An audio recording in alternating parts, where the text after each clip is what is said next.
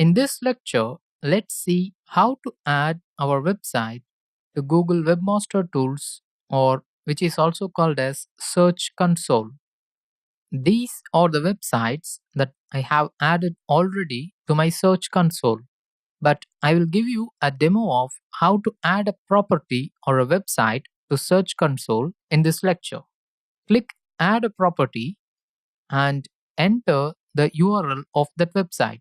For example, let me enter the URL of our demo website.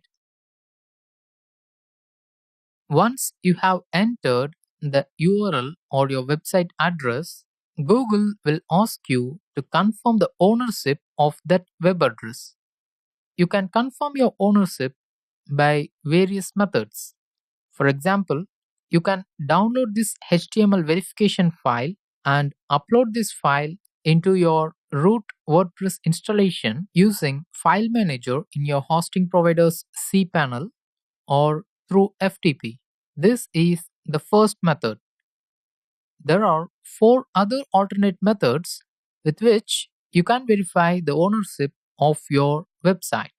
Let me tell you a simple method with which you can verify the ownership using the Yoast SEO plugin, which we have installed in the previous lecture. Select HTML tag and copy the tag inside this box. Now go to SEO and then select General. Then go to Webmaster Tools tab and paste the tag which you have copied in this box. You can copy it as it is, but when you click Save Changes, all these tags will be removed except for the content inside this double quotes. Let me show you by clicking this Save Changes button.